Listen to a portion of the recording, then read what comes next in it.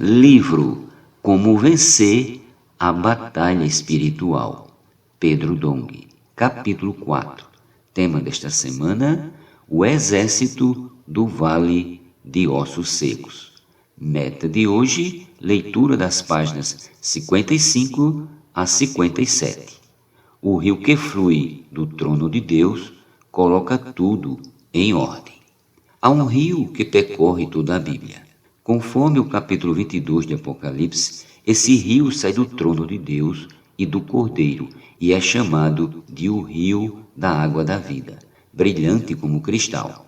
Em outras palavras, esse rio vem da autoridade de Deus e do Cordeiro e visa suprir graça ao homem. O rio sai do trono e supra o homem com graça para colocar tudo sob o encabeçamento de Cristo. O mundo se encontra em uma situação caótica, porque está fora do encabeçamento de Cristo. O rio da água da vida, entretanto, coloca tudo em ordem e sob a autoridade de Deus e do Cordeiro, pois cumpre o mistério da vontade de Deus registrado em Efésios, desvendando-nos o mistério da sua vontade, segundo o seu beneplácito, que propusera em Cristo de fazer convergir nele, na dispensação da plenitude dos tempos, todas as coisas, tantas do céu como as da terra. Efésios capítulo 1, versículos do 9 ao 10. O mistério da vontade de Deus é fazer convergir todas as coisas em Cristo, tantas do céu quanto as da terra.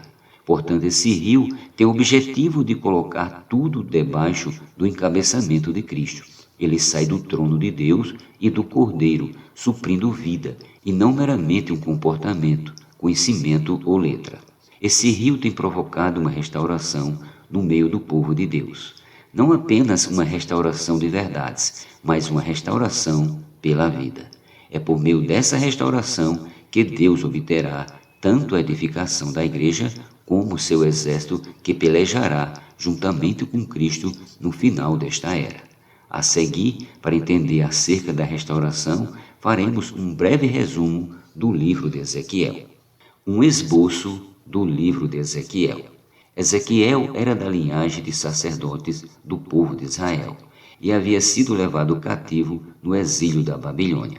Aconteceu no 30º ano, no 5º dia do 4º mês, que estando eu no meio dos exilados, junto ao rio Quebar, se abriram os céus e eu tive visões de Deus. Ezequiel, capítulo 1, versículo 1.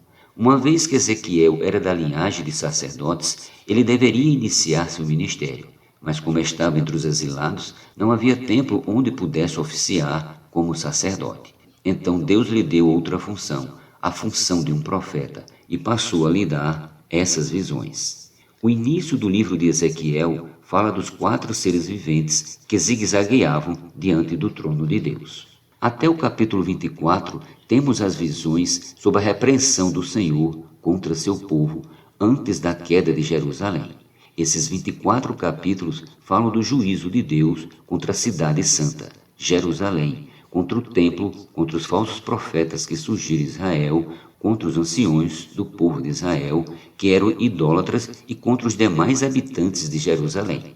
Os capítulos do 25 ao 32 são profecias de juízo contra as nações pagãs. Os capítulos 33 a 39 de Ezequiel falam da restauração do povo de Deus pela vida, e os capítulos 40 a 48 falam da edificação do templo santo de Deus. As profecias do capítulo 33 até o capítulo 48 serão aplicadas sobre o povo de Israel, mas não nos dias de hoje, e sim apenas quando o povo de Israel for restaurado e regenerado depois da segunda vinda de Cristo, no milênio. Por outro lado, os capítulos 33 a 48 falam da restauração do povo de Deus pela vida e do término da construção do templo santo de Deus. Esses capítulos fazem uma referência aos dias de hoje da igreja, a edificação do corpo de Cristo. A queda de Jerusalém. Ezequiel foi usado como profeta para trazer o julgamento de Deus sobre seu povo. O profeta trouxe profecias por anos a fio, advertindo as lideranças, os anciões, os profetas e sacerdotes e o povo de Jerusalém, mas ninguém lhe deu ouvidos, até que as profecias começaram a se cumprir conforme registrado a partir do capítulo 33 do livro de Ezequiel.